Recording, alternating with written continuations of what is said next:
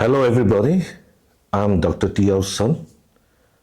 My name is Akok Tali, though my real name is Talikok Chang. And if you go to the titles, we are Ning Tangri. I studied arts and later I graduated in LLB, but I did not practice. I just looked after my father's estates, Dr. Tiao's estates. Thank you very much for your time, despite your busy schedule. So, first question we would like to ask is, everyone knows Dr. Tiao as a footballer, as a doctor.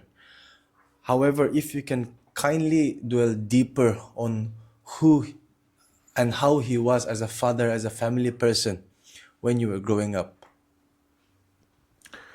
Thank you so much, Dr. Tiao media team, for taking the time to come here and interview me on behalf of my father. He was an extraordinary man, a man ahead of his time, I'd like to say, because at the point of time when he was out in the field winning athletics, football games, he was even a volleyballer. So much so that the sports teacher, one American gentleman, he said that, if you were in America, you would have won yourself a scholarship in volleyball, not in football. In America, they didn't have soccer at that time. They have their own American football, but volleyball they had. So my father was more or less an all-rounder. Athletic, football, and volleyball. And in the hostel where he was staying while he was in college, he was one of the best carom board players also. This guy, he was just extraordinary. And he could play cards. I think one of the games which he used to excel in was rummy, which is not a game that everybody knows how to play. So he was a very athletic and sports-minded. And of course, he never neglected his studies. And the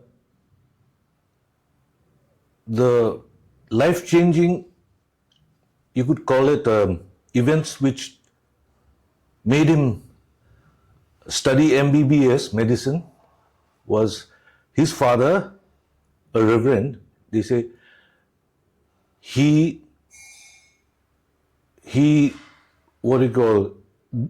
guided him into this field to study medicine, because on 2 occasions he called my father and told him, if you can, you please take up medicine, come back to Nagaland. At that time it wasn't Nagaland, but come back to your people and help sick people and people who are in need of medical and medical attention. You come and help those people among your own people. No, that's what he said. So the first occasion was my father's elder sister was getting married, and in that marriage feast, everybody went back home with running stomachs because something was wrong with the food. The food, all the sweets and all these sweet meats and all, they had to bring it from Morani, all the way to Impur. And on the way something must have happened, and then everybody went home sick. Then that's, even my grandfather, Reverend Subungwati, he also got sick. So I think on that occasion was the first time that he told my father, you please take up medicine, come back as a doctor to your people. And that was the first time. So that's around 1930 or 31 when my auntie got married. Then the second time was when he lay dying. My grandfather, Reverend Sumungwati, he was down with some typhoid or some such. And at that time, when he passed away, the medicine for this particular tropical disease was not available, which is penicillin. I think my grandfather, he saw his ability. I mean, like when you see children, you say, "Oh, that guy is very smart." You can he could predict or just sense that he had the ability. My father, and of course, back then in Impur, all the kids from say around 8 years old to 10 years old, they used to play in there was one playground. They used to play football in that particular playground. And because, of course, they didn't have any footballs, they used to use what they call, homemade balls to play around. And when I studied my father's career, I think that's why he was very good in dribbling. Because all the balls that they had, they couldn't bounce. And because you can't bounce the ball, you have to be good in dribbling. So my father he became very adept at that, and he was ambidextrous, means he could play with both feet, left and right. So he could shoot the ball towards the right or towards the left with what you call the same dexterity. He was very good at that. So the only time they saw bouncing balls was when someone went to Morani and brought a tennis ball or something like that. Tennis ball can bounce, but you can hardly play football with that. But they still did that, and I think that's where he honed his footballing and dribbling skills. I mean, if you don't have a bouncing ball, you can't head it. No, you have to play only with your feet. That's what I mean, like, he didn't tell me that, but then when you look at his career, it started in Impur, and there in Impur he didn't have any footballs. So that's where he, I think, got his dribbling skills. And after that, he was good in studies. So Impur was a middle English school, and after you finish class 6, you had to go to Jorhat. Yeah, Jorhat. There was a American mission school over there, and that's where he had to go after finishing class 6. And he completed his class 6 with a very good grade, and he went on to Golaghat. It was while he was in Golaghat that my grandfather, Reverend Sumungwati, passed away. And at that time, his elder brothers were studying in Shillong and Cotton College, Guwahati. So he was the nearest to his father. Father was taken ill to now what they are calling Dr. Imkong Liba Hospital in Mohokchung. That time it was not developed as much as it is now, but that was where Reverend Subungwati was taken for treatment, and unfortunately the medicine was not available, and so he passed away. And my father was the only son who was nearest, being at Jorhat. So he, along with his cousin brother, looked after Reverend Subungwati till he passed away. All his younger brothers were only say 11 years old, 10 years old. So, I mean, like, you'd hardly expect them to look after their ailing father. And that's how my father was there when my grandfather told him to take up medicine. So these two occasions were life, what do you call, changing times for my father. And after that, he focused only on medicine. And in 1937, he became the overall sports champion, and he completed his metric with flying colors, first division, I think nowadays in this present state they'll call it. And after that he went to Cotton College, Guwahati. The college authorities, and many of them, they had already heard of Dr. Tiao, or rather Tiao, from Jorhat. And so when he came, I think he was given the sports secretary, the post of sports secretary immediately, as and when he came to Cotton College. And after that, he was in the sports teams. And then he completed his intermediate. I think that'll be class 11 and 12 in Guwahati. And at that time, I think the first year he came, Cotton College had a strong rivalry with one college in Sylhet. That's, I think, in Silchar, towards Tripura. Now, this college name was Murari Chand. And Cotton College and Murari Chand, every year their team will come to Cotton College, and then they'll have the competition, athletics and others. And the next year, Cotton College would go to Murari Chand, Sylhet. And they used to compete in that manner. Because I think the Shillong colleges, they didn't compete with either Cotton College or Murari Chand. So the year that Tiao came to Cotton College, I'm not very certain whether it was the first year or the second year. But because he came, the team, they went over to Murari Chand and completely defeated them. And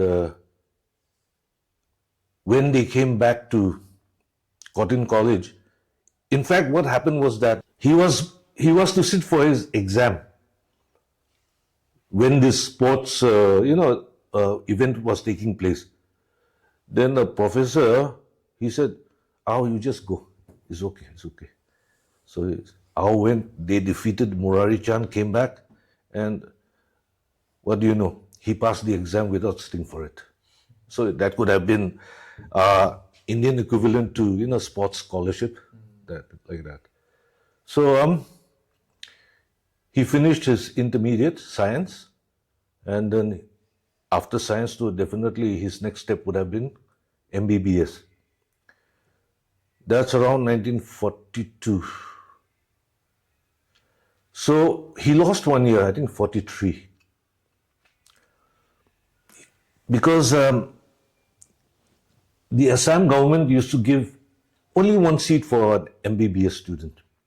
And they would have had to go over to Calcutta. And he applied for it, the first year he didn't get it. So he, just for one semester, he took physics, the subject of physics, just to pass the time and not go back to Chanki, because in those days we didn't have any Maruti cars. It was a very long journey, and you would have had to go by train from Guwahati to Morani, and from Morani to go to the village, you had to hike it. So, I mean, like, such a tedious and, exhausting journey, nobody wanted to go, just unnecessarily. So he decided to take physics in Cotton College, and he completed one semester or 2 semesters. I think 2 semesters make 1 year. Yes. So the next year, he applied again for this MBBS. And the if you are selected, then the Assam government had one paper known as the Assam Gazette. I think we have that paper in government of Nagaland also. It's called the Nagaland Gazette or something like that. So that was the equivalent of our Gazette. His name was selected and he got it, and he immediately had to go to Sir Pause, who was the DC of Nagaland.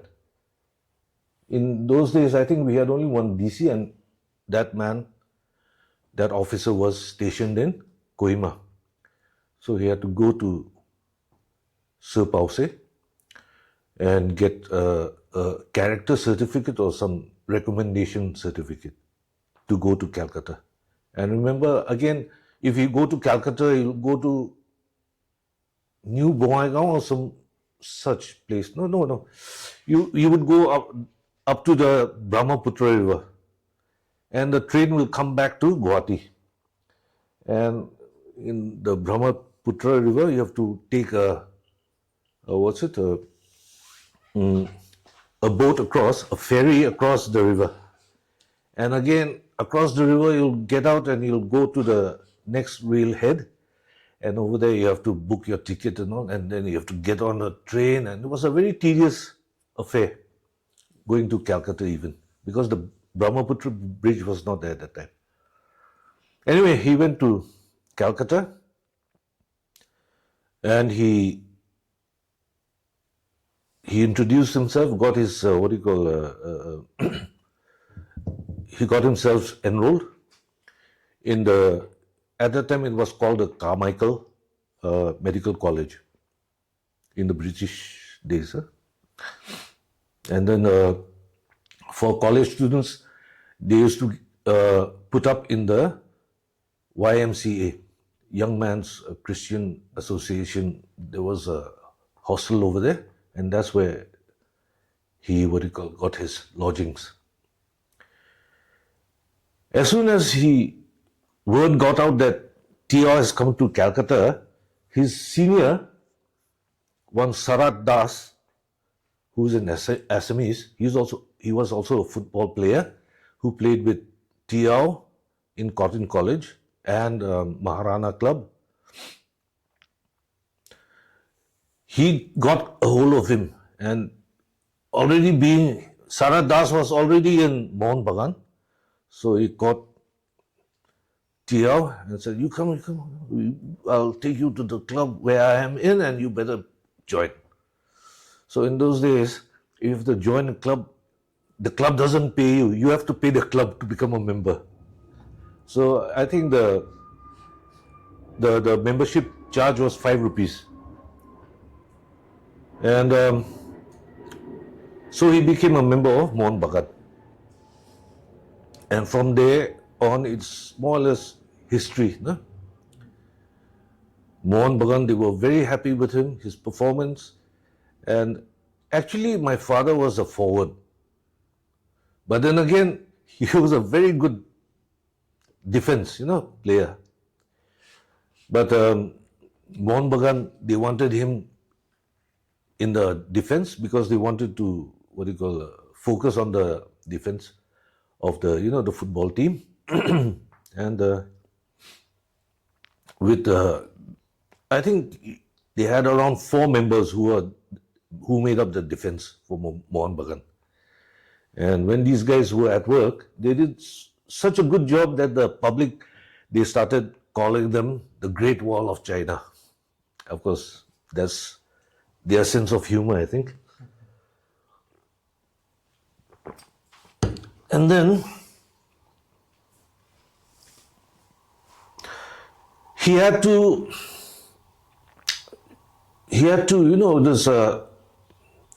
balance out his sports and his medical studies, which is actually a very challenging job. And I think he did a very good job because he was just passing the courses, the semesters very successfully. as we all know, India got her independence in 1947, and as an independent country, they wanted to join the London Olympics come 1948. And as we all know, this is just after the World War. So my father said in England, they were having a hard time making, things work. And at that time, I think Sir Pausay, who was the DC of Kohima, he had already retired. He had also retired and gone back to England. So when it came for the 1948 Olympics, my father, Dr. T. Yao, was in a dilemma. Why? Because 1948 it was for him to appear the final exam. But he got the invitation, and that was an invitation from the IOC, or I'm not sure which body, which invited him to become the captain. So he went to the principal of Carmichael Medical and asked him, "Sir, I have to sit for my final exam this year, 1948. But again, I've been invited to captain the Indian Olympic team. So, what do you suppose I should do?" Then the answer was the answer was that of a well-wisher. I mean, if you have a little bit of jealousy within you, sit for your exam. That's what the principal would have said. But the principal, he said, "Oh, the Olympics will come in your life only once. So I really recommend that you go and captain that team. Because even if you lose a year, you can come back and sit for the medical exam again. Even if you lose a year, it doesn't matter. You go captain the team, do your best, come back and appear the exam." And that's why I wanted you to have a look at that. So, my father T.L., he went and represented Free India in the Olympics. And that actually is where history is made, even for the Nagas and Eastern states. Because that honor, it comes only if you're there at the right time. You have to be there at the right time. Everything should be right. Everything should be going for you, and that's why he became the Olympian from our Northeast states. They didn't win it, of course, but they made news because they played barefooted. I think everybody in the Indian team, they played barefooted, and there are photographs to show. Save for the football, the goalkeeper, I think. The goalkeeper, he kept his boots on. There's a photo I remember seeing where the goalkeeper is holding on to the ball, but he had boots. And that's how the Indian team in the 98 for Olympics made news, by playing barefooted. And later on, while they went around, they toured Europe, playing friendly matches. Like I told you just a little while ago, they played in Scotland also, and then they went to Europe. And I think it was Holland, where they have a football club called Ajax. Ajax. Actually, they spell it Ajax. I thought it was Ajax, but they pronounce it Ajax. So after he played that game, the president of the club or one official, he actually called my father, please come here. And he went there. And they had a very good look at his foot. Is there something extraordinary? No? Why are these people? We all play with boots, but these guys are, there must be something in their feet. So that was one, an occasion which my father, he told me, because it was not an ordinary kind of occasion, I think that's about it. And then he came back to India. Oh, before going to sit for his exam, in 1951 they had an Far East tour, this Indian team. And it was only after, that's 1951, no? I think he sat for his exam here in 50.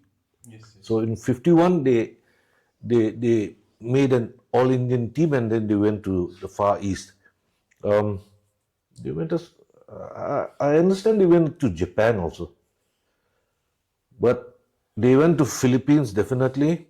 Thailand they went to. And they concluded that Far East tour. Probably they went to, was it Malaysia and Indonesia also? These countries were all at the time recovering from the Second World War, But they, entertained the Indian football team.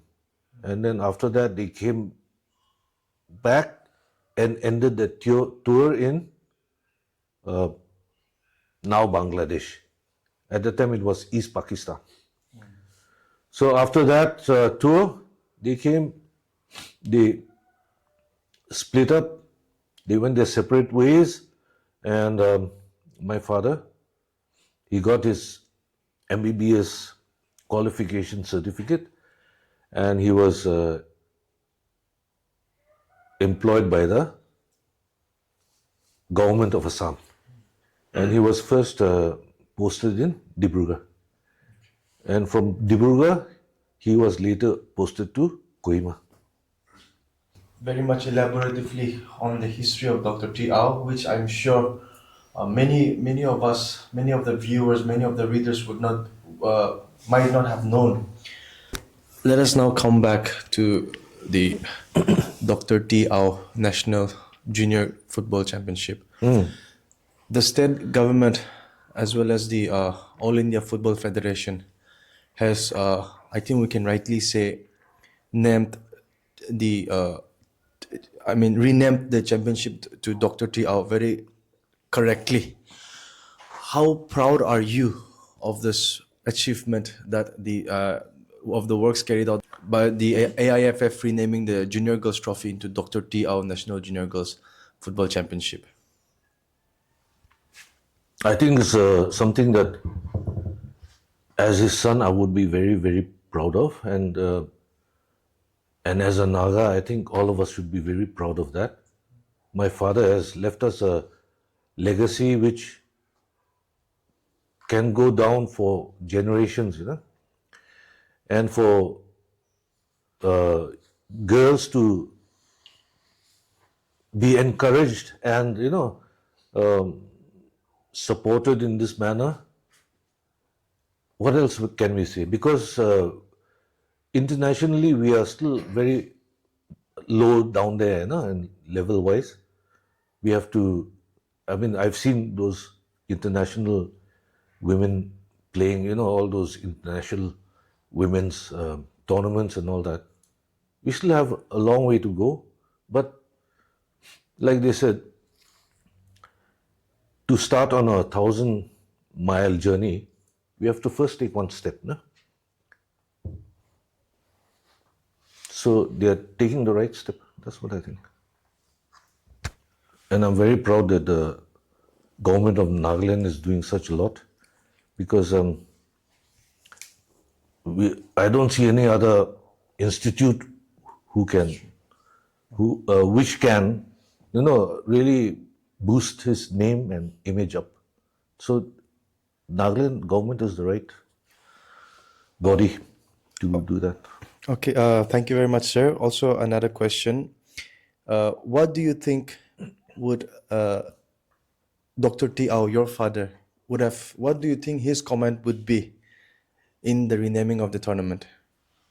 Well, I mean, I think he would have been very proud of it.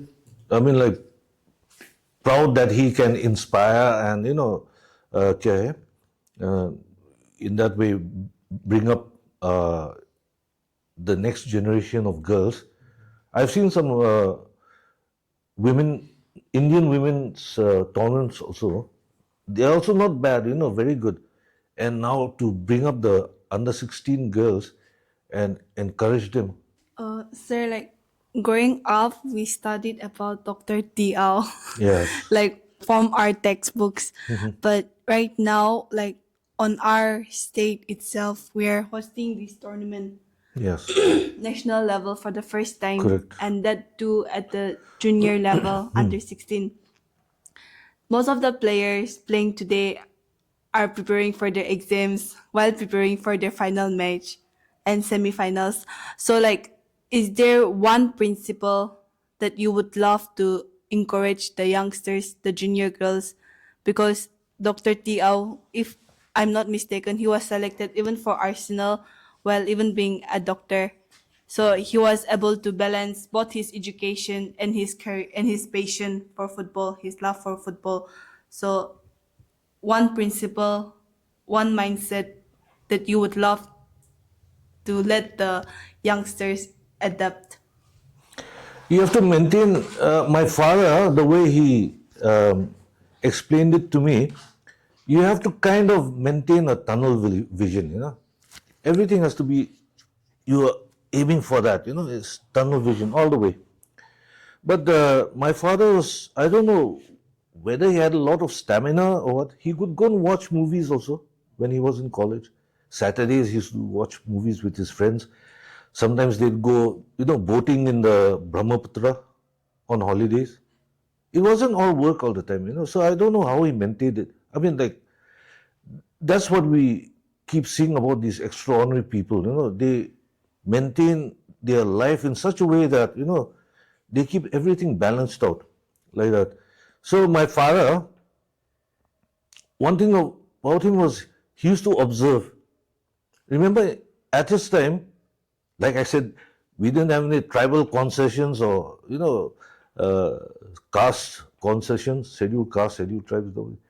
You just had to, that's why they call them pioneers, they just found a way.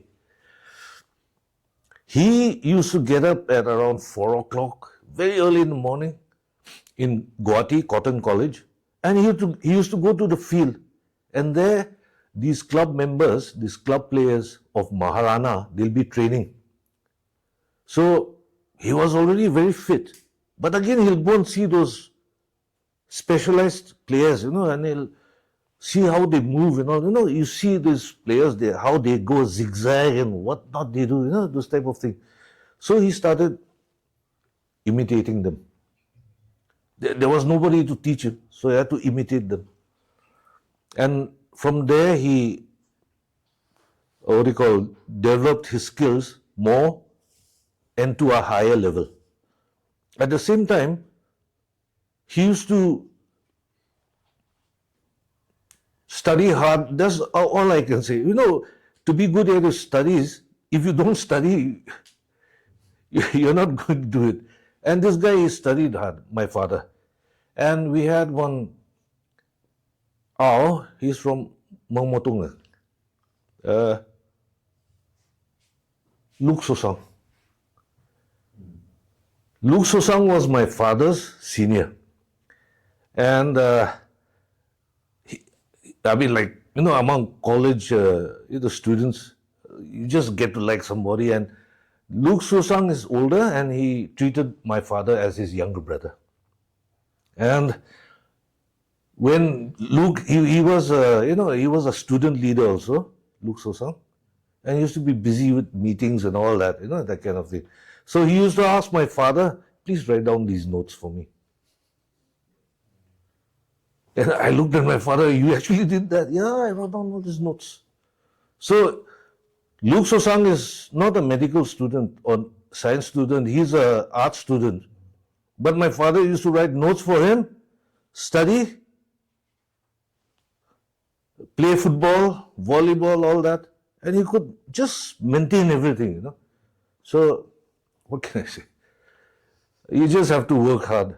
There's no shortcut, I think. Sir, one last question from my end. Right. Do you or your family feel that in your father's lifetime, his achievements were not fully recognized?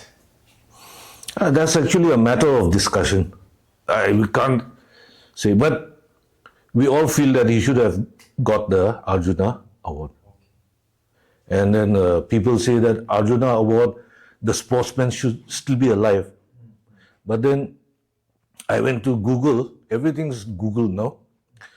And in Google, even if the sportsman is passed away, you know, in his time, was he a leader? Was he a good sportsman? All that, all those qualities, if that can be vouched for, he can still get it, even if he's passed away.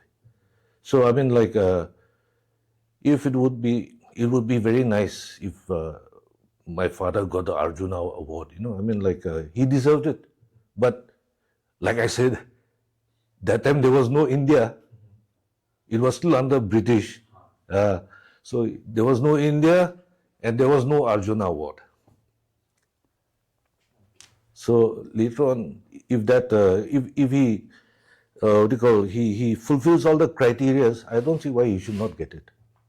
That's what I mean. So, final question for the interview. As you already know, Dr. Tiao, the championship is underway. Do you have any special message to the girls who are playing in this tournament? Always maintain good sportsmanship, work hard, and try to win. That's all I can say. Okay. And hopefully the future will just take care of itself if you maintain that spirit. Thank you very much. Thank you very much for your time. Right. Thank you.